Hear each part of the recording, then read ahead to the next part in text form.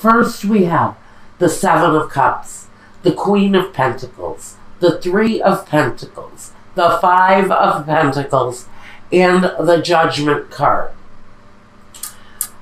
So for one person in this relationship, actually, I can either see one person completely ignoring their love lives to concentrate on their career.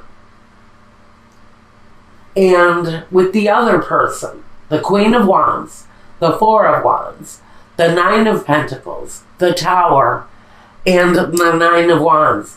Another person in this situation is considering giving up their status as independent and wanting to nail down a commitment in this situation.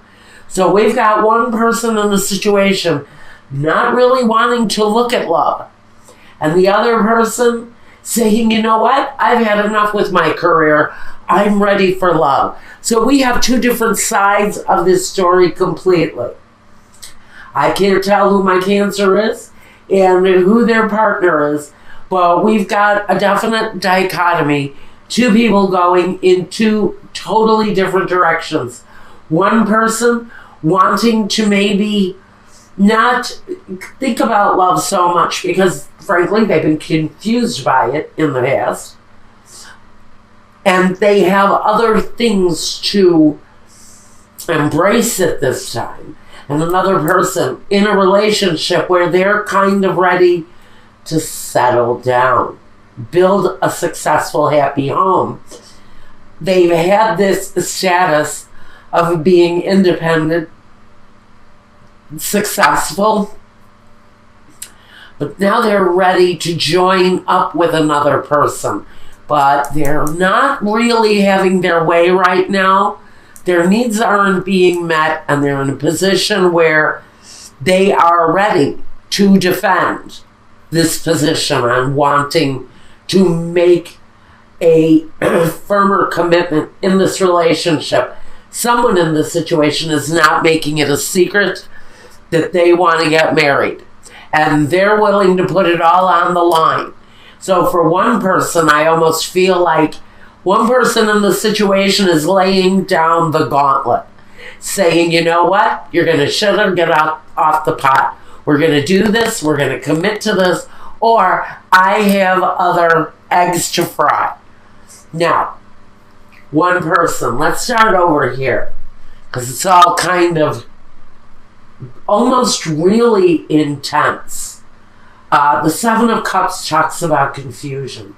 Talks about maybe all the possibilities being laid out before you and not really wanting to choose anything because you have a direction of your own in mind. You would much rather concentrate on the direction that you've been working towards, because the Queen of Pentacles, she's successful. She strives. She's got real possibility for serious growth. She can also be a real person, a Capricorn, a Taurus, or a Virgo. But what she brings more than anything is drive and success. And we've got somebody here where they are frankly confused, befuddled. Maybe they've been hurt before by love, and they'd really kind of rather focus on their career, on their work. I see someone who is actually consumed by their work right now. It's almost as if there's too much to handle. Three of Pentacles says this person has support, has maybe a team of people working with them, yet they choose to walk their own path. And maybe this person, even though there is help available, they choose to almost walk their own path. They almost choose to leave conventional things behind and take on a more uncharacteristic view of their career. They are heads and above, they are heads and above, best in their entire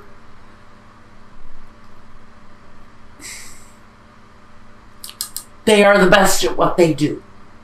Let's put it the easiest way. This person knows that they are above and beyond the best at what they do. And early in this process, I really feel early in this process. Maybe it's already happened, I'm not sure, even though it's at the very bottom of this reading we have judgment. So this person is actually waiting for a decision to be made. Maybe their choices that they're making. Maybe they're deciding whether or not to pursue love with someone. Because frankly, I think someone feels that their success might be in jeopardy if they don't move on and concentrate on what they're doing. And it feels like they're willing to put their relationship, their love relationship, at risk because they have other things that they would much rather pursue at this time, and love doesn't look like it wants to be one of them for someone here in Cancer's life. Now on the other side, we've got the partner, whoever this is, the Cancer or the partner. We've got the Queen of Wands, the Four of Wands, the Nine of Pentacles, the Tower, and the Nine of Wands. So we've got 2 nines. Talks about development. For this woman, this is financial independence. This is the career path that's been already pursued and success that's already been made. She's very sure of what she can do independently. And with the Nine of Wands, there is an element of protecting. But if you look at this guy, he is a beefcake beauty, isn't he? He's just proud, and he's got the battle scars, and he's got the wounds, but more than anything, he's got his pride. And that's going to speak loudly here to this independent woman. Because listen, this woman has a desire with the Queen of Wands. Now, I can talk about a fire sign if you wanted to. Sagittarius, Aries, or a Leo. So this person can carry a lot of very energetic charisma with her. She's got a lot of desire, but that desire is really focusing on the home. This woman who has achieved success and maybe does kind of put up a wall in front of her, and maybe it has reached a point in a relationship with someone where they're saying, okay, put up or shut up, or I'm going home, or I'm taking my successful ass back to where I came because I don't want to wait for you. I will blow the whole effing thing up if you don't make a decision on whether you're going to shit or get off the pot and marry me. Frankly, that's what this person is thinking. This person who, frankly, is successful, and they know what success is, but they're willing to protect themselves because maybe they've put an awful lot, maybe they have invested a whole lot into the situation with someone who has focused and devoted themselves to work. This person wants more. They want the ring. They want the commitment. Now, let's move into the past. What this person has brought to the past, whoever this person is, who is working so diligently on whatever it is that they're developing here, that they're turning their back, they're turning a blind eye on a very serious love situation. And they have brought some financial stability to this, which tells me this is at least 2 people who are living together, because someone is bringing some serious coin into a relationship. Now, the other person, the person wanting to get married, has drawn the Strength card. And this person is standing true to their beliefs. They are standing true to their ideal that this relationship is exactly what they want. It's exactly where they want to go. It is, even though they feel like they have to restrain themselves with certain opinions at this time, they are empowered. So let me just say, the message I'm getting is with or without the other person, this person is going to be just freaking fine if she doesn't or he doesn't get the commitment from this person that they're desiring. Now, in the future, what we see is the Queen of Swords. This energy, she cuts things loose that are not suitable for her anymore. So I see that this relationship may not have a chance of hanging on because one party is getting ready to sever the tie. And I think maybe this huge demand that someone is putting on, the huge focus, should I say, that someone is putting on a relationship about moving it forward, because that's what we see here with the Chariot, is someone is wanting to move this relationship forward. But the Queen of Swords says, not so fast. Before I jeopardize my career path. And that's the decision here being made by someone in the situation. Is someone is saying, before I go any further with this situation, I'm going to cut it loose. Because I have a focus here. And this is my victory. This is my success. This person, with the hope and desire of bringing this situation together with the Chariot, may be riding away and choosing a new path. Now we have the Temperance card. Between these two people, they're honestly looking for the right chemistry, the right balance in order to bring these two lives together. There needs to be a better formula, a different formula that these two people can follow in order to bring it together so it can work. Now, let's take a look at the roadblocks before we get here into the guidance. Let's talk about what's blocking us. We have superbia, someone with an ego, or maybe two people with an ego, but I almost fear a very narcissistic energy, very egoist, around someone who is quite learned in the situation. I almost feel like we're dealing with a writer of some kind. And someone in the situation who may be dealing with possible depression or illness, or is just frankly, Michael, please.